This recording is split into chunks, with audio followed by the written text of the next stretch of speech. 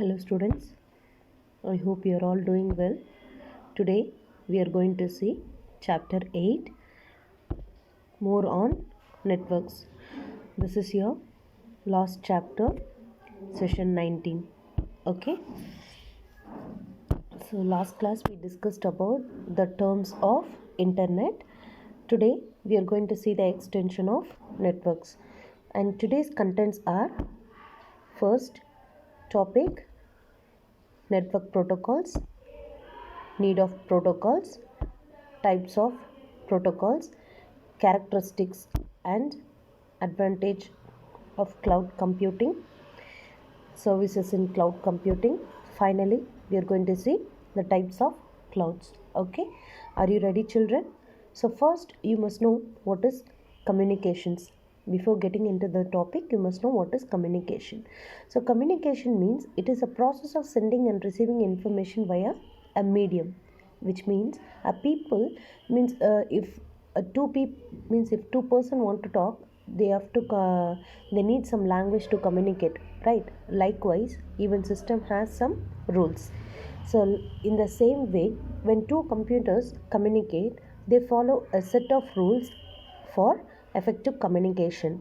These rules define how the communication will take place between systems, and that we call it as protocols. For example, here the next is we are going to see network protocols. Okay, so network protocols, standard set of rules agreed upon standard set of rules agreed upon computers across network, that we call it as protocols. Yes, okay. So next is they help in setting up communication, means they help in setting up connection between computers. Okay, so these protocols help to help in communication between the two systems. Next we are going to see network. You know what is network protocols? Network protocols means a set of rules while sending and receiving information with each other, that is called network protocols. Okay, and next one is we are going to see need of protocols. So enable computers communicate without any misinterpretation. What does it mean? Protocols enable computers to communicate without any misinterpretation. That is the meaning of this. So why we need protocols? In the sense, it enables computers to communicate without any problem in between. So they control the flow of data on networks. They control the flow of data on networks. They help to enhance the security of data traveling over networks. It is very secure that you can transfer the data from one computer to another computer. And next we are going to see types of protocols. So we have lot of types. So first one is TCP/IP. You must have heard about it. HTTP, HTTPS, FTP, SMTP. So first we are going to see what is TCP/IP. TCP/IP means transmission control protocol and internet protocol. This TCP and IP helps us to communicate over the internet. How? The TCP is used by the computers to communicate over the internet. The components, the TCP component breaks down the data to be sent over the internet into small packets. The messages whatever we are sending, that will be broken into small pieces, and that packets will be traveled through IP address. The IP component will take. So you all know now what is TCP/IP, right? It just takes the message and breaks into small packets,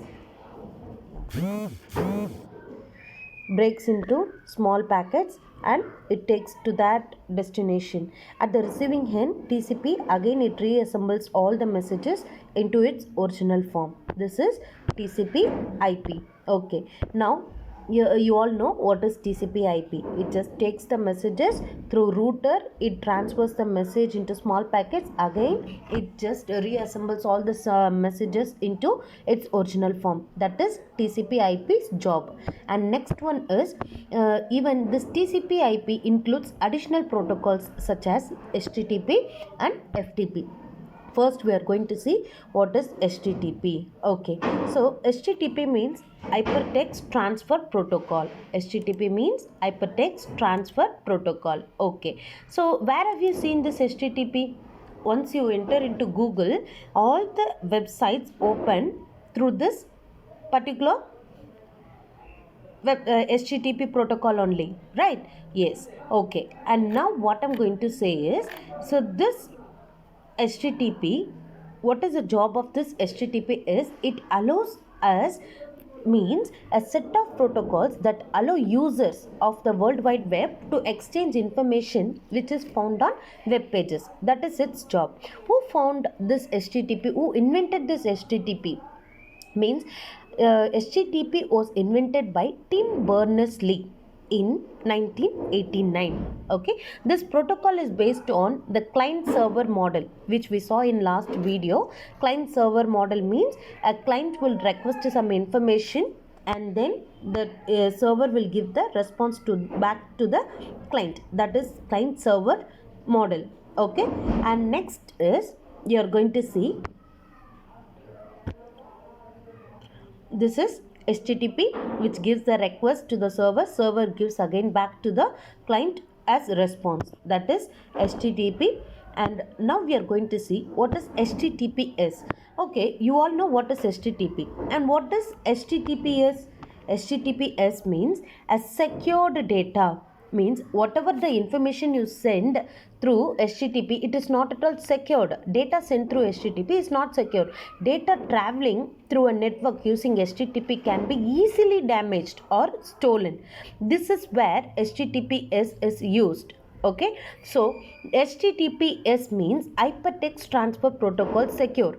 It is a secure version of HTTP. In this protocol, the communication between the client and the server is protected, right? And that's why we use HTTP. And this communication is also client server protocol. And now we are going to see what is, and can you see this? This is how it looks, HTTPS, which is secure. And now we are going to see FTP. What is FTP? FTP means file transfer protocol. It is needed to upload or download a file from one computer to another computer. Okay.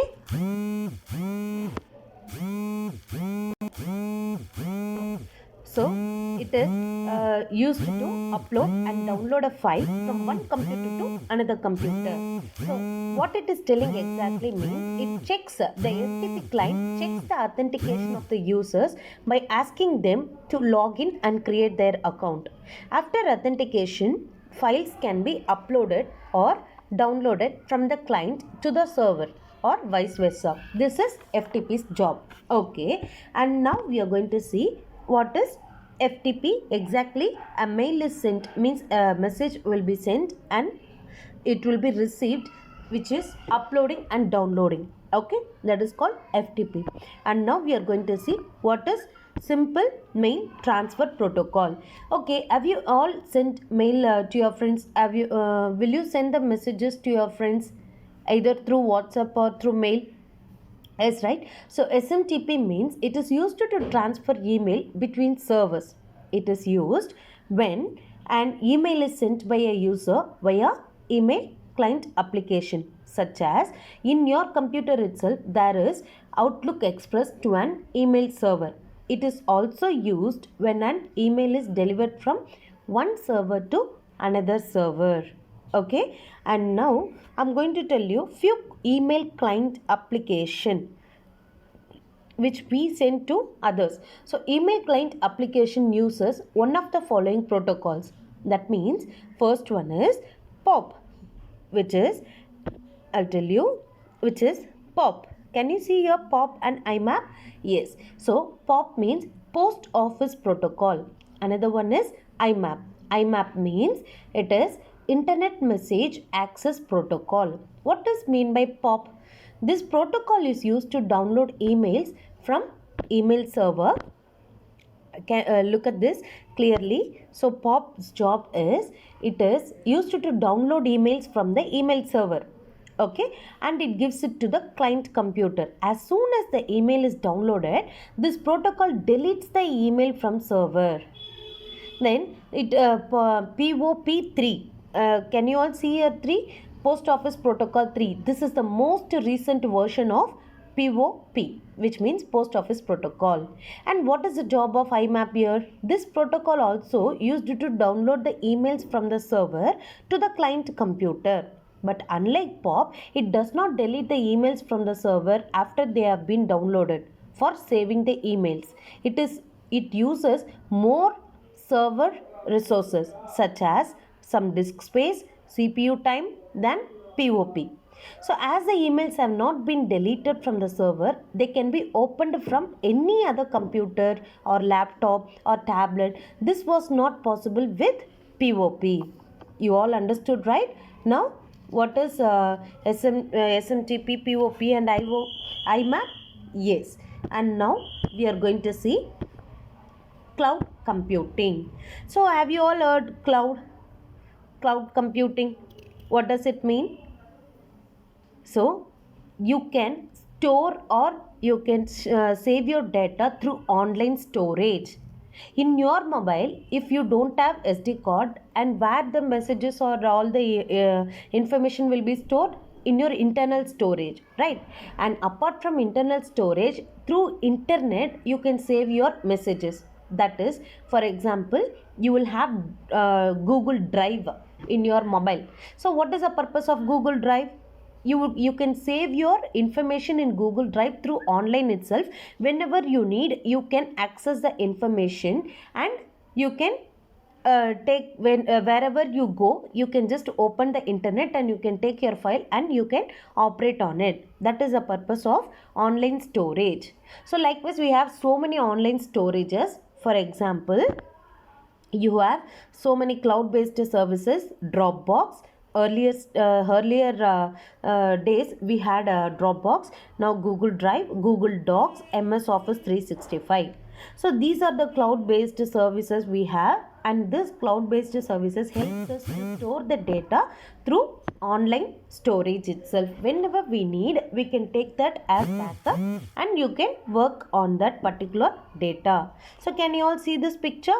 Yes, this is called cloud area. So where you can save your information through internet. It will be always in that internet itself. Whenever you want, you can take your information and work on that particular information. That is called cloud computing. Now we are going to see the characteristics of cloud computing. First one is storing of data and resources, which is very important. You can store data and make changes to it online. Access of data and resources. You can access also the data whenever you want through with the connection of internet. And sharing of data and resources, you can just download the information whenever you want and you can share it to your friends. For example, Google Docs is a web-based office suite provided by Google. So you can take the Google Docs and work on it, okay? And the documents, spreadsheets, presentations, everything you can store it through online itself, and that can be shared also. Okay, and also Google Docs allows multiple users to work on the same document simultaneously. That is called sharing. You can just take your data and send it to your friends simultaneously. Even he can edit that document and work on it. And you need not install it. Advantages is you need not install separate hardware devices for this cloud storage. And one more thing, if one server fails, automatically it will shift to another server. That is the advantage of this particular cloud computing. And we have some few services for in cloud computing, very important. First one is IaaS, which means infrastructure as a service. Infrastructure as a service means where you use hardware resources such as servers over the internet. Okay, I'll give you through example. Dropbox is an example of IaaS, where you buy online storage space after you have used up to 2 GB of free space. So 2 GB space, once it is over, you will buy extra storage and you will use it. That is called infrastructure as a service.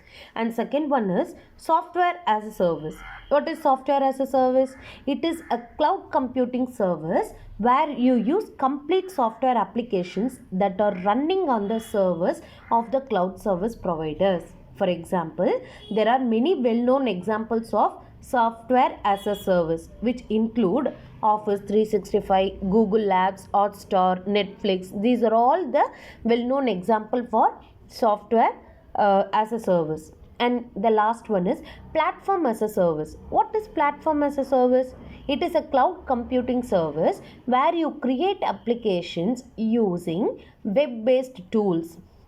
These tools run on the system software and hardware provided by a cloud computing service company. For example, you can take e-commerce websites. Okay, the whole thing including the shopping cart, checkout and payment mechanism running on the server of the merchant such as GoDaddy. So understanding the different cloud services helps the user in deciding what set of service to use. Okay, you all understood now the services in cloud computing. Okay, and now we are going to see the what we say types of clouds. So types of clouds, we have two types of clouds. One is public cloud, another one is private cloud. What does mean by public cloud? Any user can access the services of public cloud. The services include the hardware and software provided by the cloud. In a public cloud, the service providers use the internet to make the services available to everyone. As a public cloud is accessible to everyone, it is less secure. Okay, we can say email is the best example for public cloud. And what is another type for private cloud? So everyone cannot access services of a private cloud.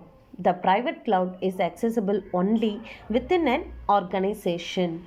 For example, in companies, they will have their own ID, email ID, and that website can be accessed only by the employees who works in that particular organization. And that is more secure compared to the public cloud, right? But it is costlier than a public cloud. It is mainly used in large companies. Okay, so this is called private cloud. Now you all understood the types of clouds. So for today, we'll just have a summarization. First, we discussed about network protocols and need of protocols, types of protocols, characteristics and advantages of cloud computing, services is in cloud computing. Finally, we discussed about types of clouds. Yes, you all understood, children. So that's all for today's session, and this is all about your more on networks. I hope you all understood the topic. If you have any doubts, you can just ask me anytime. And about networks, please just do a check whatever we discussed today. Go through internet and search about HTTP, TCP, IP, everything, and you just go through once about all these topics in web addresses, and let me know if you have any doubts on this. Okay, children, we'll see you in next video. Thank you. Take care.